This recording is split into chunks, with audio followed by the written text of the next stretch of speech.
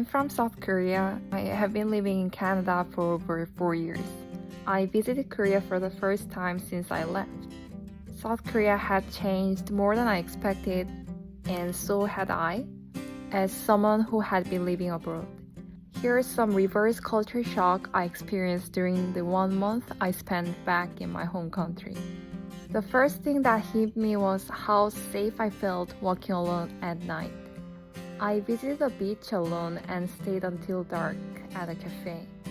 I was a little nervous about walking to the bus stop, but I felt incredibly safe. It was bright everywhere, and other solo women travelers were walking around just like me. A friend living in Seoul told me she goes on night walks around her neighborhood alone just for exercise. When I was living in Korea, I took this completely for granted, but now I know this isn't something people can enjoy everywhere. That said, walking as a pedestrian can still be dangerous. Korea has many narrow alleys, and cars and motorbikes don't slow down in them. It's your responsibility to be cautious as a pedestrian, not the drivers. People also tend to drive aggressively. The quality of service is incredible. On the KTX heading to my parents' town from Seoul, my train was delayed due to snow. I lost count of how many times they apologized over the announcement, and they gave detailed explanations for every delay. Another time, I hired a private taxi driver in Jeju to drive us around the island.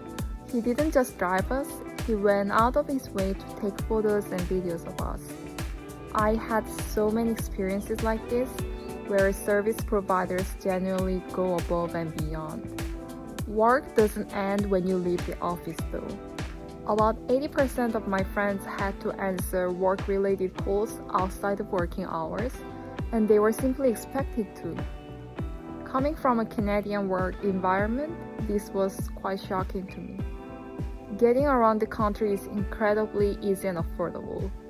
As someone who doesn't drive, I was able to travel to many cities and towns by train, subway, bus, and taxi. What surprised me most was how many new train and subway lines had been built since I left. How the hell did they construct all of that in just 4 years? Everything is 빨리빨리, fast and efficient. I went to renew my Korean driver's license. Even though the place was packed that day, I walked out with the physical card in hand. In most restaurants, people now order through tablets.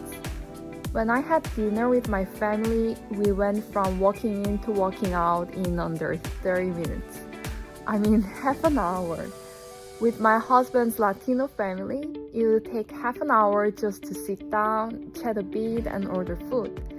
Having gotten used to Latin culture, it was honestly a bit too fast for me. I kind of missed that slowness. The social pressure is real. I'm in my late 20s, the age when people start getting married and having kids. Some of my friends who aren't ready for that yet were constantly pressured to find someone regardless of what they actually wanted. A taxi driver asked me if I planned to have children. When I said not for now, he called me a bad daughter. This was one of the reasons I felt suffocated living in Korea, and I was sad to see it hadn't changed much. Health checkups are amazing. At a clinic specializing in checkups, I got a full body examination. Basic checkups are covered by National Health Insurance, and you can add more detailed screenings for an additional fee. I received my results via KakaoTalk within a week. A few more things that stood out. The only homeless people I saw were near Seoul Station, and that was it. In Busan, even in February, the weather was mild enough that people were playing football outside, going for walks, and even enjoying coffee on outdoor terraces. Some days the air quality was really bad though. I noticed far more foreigners than when I lived there a few years ago, and I was genuinely surprised to hear Spanish being spoken on the streets of Seoul. Parking is a nightmare. When I stayed at a friend's apartment, by 8 or 9 p.m., There wasn't a single spot left, and people were double parking or walking from a nearby park. And some things haven't changed at all.